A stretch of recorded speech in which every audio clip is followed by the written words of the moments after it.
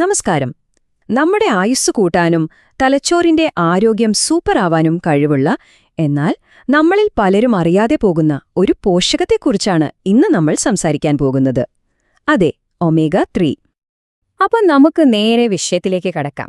Doctor Rhonda പാട്രിക്കിന്റെ ഈയൊരു കണക്ക് നോക്കൂ. ഇത് ശരിക്കും ഞെട്ടിക്കുന്ന ഒന്നാണ്.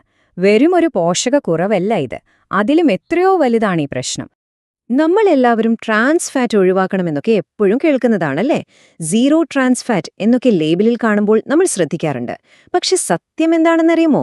അതിലും കൂടുതൽ ആളുകൾ ഓരോ വർഷവും മരിക്കുന്നത് ഈ ഒമേഗ-3യുടെ കുറവ് കൊണ്ടാണെന്നതാണ്. അപ്പോ എന്താണിതിന്റെയൊക്കെ കാരണം? എവിടെയാണ് ശരിക്കും പ്രശ്നം? നമ്മുടെ ശരീരത്തിലെ ഓരോ കോശത്തിനുള്ളിലും നടക്കുന്ന ഒരു വലിയ ബാലൻസ് ഇല്ലായ്മയാണ് ഇതിന്റെ എല്ലാം അടിസ്ഥാനം. ഇതിലെ പ്രധാനികളാണ് ഒമേഗ-6ഉം ഒമേഗ-3യും. ഇവിടെ ഒമേഗ-6 ഒരു വില്ലനൊന്നുമല്ല കേട്ടോ. നമ്മുടെ ശരീരത്തിലൊരു മുറിവോ മറ്റോ ഉണ്ടായാൽ ഉടനെ പ്രതികരിക്കുന്ന ഒരു എമർജൻസി റെസ്പോൺസ് ടീം പോലെയാണ് ഒമേഗ-6. എന്നാൽ ആ ജോലി കഴിഞ്ഞാൽ അവിടെയെല്ലാം വൃത്തിയാക്കി രംഗം ശാന്തമാക്കാൻ ഒരു ക്ലീനപ്പ് ക്രൂ വേണ്ടേ? അതാണ് ഒമേഗ-3യുടെ പ്രധാന പണി. അപ്പോൾ ഏറ്റവും പ്രധാനപ്പെട്ട കാര്യം ഇതാണ്. പ്രശ്നം ഒമേഗ-6 അല്ല, മറിച്ച് അതിന്റെ അനുപാതമാണ്. നമ്മുടെ ഇന്നത്തെ ഭക്ഷണരീതി കാരണം ഒമേഗ-6ന്റെ അളവ് വളരെ കൂടുതലാണ്. അതായത് ശരീരം എപ്പോഴും ഒരു എമർജൻസി മോഡിലാണ്.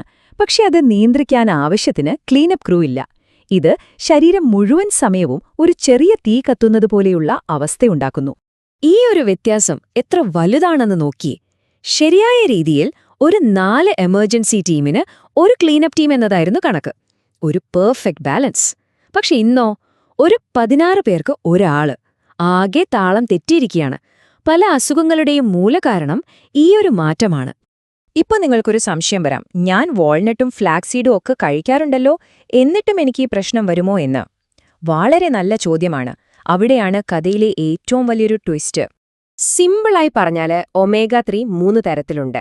സസ്യങ്ങളിൽ നിന്ന് കിട്ടുന്നതാണ് ALA. പക്ഷേ നമ്മുടെ തലച്ചോറിനും ശരീരത്തിനും ഏറ്റവും അത്യാവശ്യം വേണ്ടത് EPA, DHA എന്നിവയാണ്. അത് കൂടുതലും കിട്ടുന്നത് മീനിൽ നിന്നും ആൽഗയിൽ നിന്നുമാണ്. അപ്പോ നമ്മൾ ഈ ഫ്ലാക്സീഡൊക്കെ കഴിക്കുമ്പോൾ കിട്ടുന്നത് ALA ആണെന്ന് പറഞ്ഞല്ലോ. നമ്മുടെ ശരീരം അതിനെ നമുക്കേറ്റവും ആവശ്യമുള്ള EPA, DHA ആക്കി മാറ്റാൻ ശ്രമിക്കും. ഇതൊരു ഫാക്ടറിയിലെ കൺവെയർ ബെൽറ്റ് പോലെയാണ്. പക്ഷേ ഈ കൺവെയർ ബെൽറ്റില് ചില വലിയ പ്രശ്നങ്ങളുണ്ട്. ഈ മാറ്റം, അതായത് കൺവേർഷൻ, ഭയങ്കര ഇനെഫിഷ്യന്റ് ആണ്. ഒന്നാലോചിച്ചു നോക്കൂ, ഒരു ചെറിയ വാതിലിലൂടെ 2 വലിയ ആൾക്കൂട്ടം ഒരേ സമയം കയറാൻ ശ്രമിക്കുന്ന പോലെയാണ്. ഒമേഗ-6ഉം ഒമേഗ-3യും ഒരേ എൻസൈമിനു വേണ്ടി മത്സരിക്കുകയാണ്. ഒമേഗ-6 കൂടുതലാണെങ്കിൽ പാവം ALAക്ക് EPAയും DHAയുമായി മാറാൻ അവസരമേ കിട്ടില്ല. ഇത് മാത്രമല്ല, നമ്മൾ കഴിക്കുന്ന ഒമേഗ-6 കൂടിയ ഭക്ഷണം, മദ്യം, ട്രാൻസ് ഫാറ്റ്സ്, എന്തിന് നമ്മുടെ സ്ട്രെസ് വരെ ഈ പരിവർത്തനത്തെ തടസ്സപ്പെടുത്താം. ചിലർക്ക് ജനിതകമായിട്ടും ഈ കൺവേർഷൻ വളരെ കുറവായിരിക്കും. ശരി, ഇത്രയും നേരം നമ്മൾ പ്രശ്നങ്ങളെക്കുറിച്ചാണ് സംസാരിച്ചതല്ലേ? ഇനി ഇതിനൊരു പരിഹാരം കണ്ടാൽ എന്തൊക്കെ അത്ഭുതങ്ങളാണ് നമ്മുടെ ശരീരത്തിൽ നടക്കുകയെന്ന് നോക്കാം. ഇതൊന്ന് ശ്രദ്ധിച്ചു കേൾക്കണം. നിങ്ങളുടെ രക്തത്തിലെ ഒമേഗ-3യുടെ അളവ്, അതായത് ഒമേഗ-3 ഇൻഡെക്സ്, വെറും 4% നിന്ന് 8% എത്തിച്ചാൽ നമ്മുടെ ആയുസ് 5 വർഷം വരെ കൂടുമെന്നാണ് പഠനങ്ങൾ പറയുന്നത്. 5 വർഷം! അതൊരു ചെറിയ കാര്യമല്ല. ഇനി പറയാൻ പോകുന്നത് കേട്ടാൽ നിങ്ങൾ ശരിക്കും ഞെട്ടും. ഒരു പഠനത്തിൽ കണ്ടതെന്താണെന്ന് വെച്ചാൽ, നല്ല ഒമേഗ-3 ലെവലുള്ള പുകവലിക്കാർക്ക് ഒമേഗ-3 കുറവുള്ള പുകവലിക്കാത്തവരുടെ അത്രയും തന്നെ ആയുസ്സുണ്ടായിരുന്നു. ഡോക്ടർ റോണ്ട പാട്രിക് പറഞ്ഞതുപോലെ ആ പഠനത്തിൽ ഒമേഗ-3യുടെ കുറവ് ഒരു തരത്തിൽ പുകവലി പോലെ തന്നെ അപകടകരമായിരുന്നു. നമ്മുടെയൊക്കെ പ്രായം കൂടുന്നതിന്റെ ഒരു പ്രധാന കാരണമാണ് ശരീരത്തിനുള്ളിലെ ചെറിയ രീതിയിലുള്ള ഇൻഫ്ലമേഷൻ. ഇതിനെ ഇൻഫ്ലമേജിംഗ് എന്ന് പറയും. ഒമേഗ-3 ഈ ഇൻഫ്ലമേഷൻ കുറയ്ക്കും.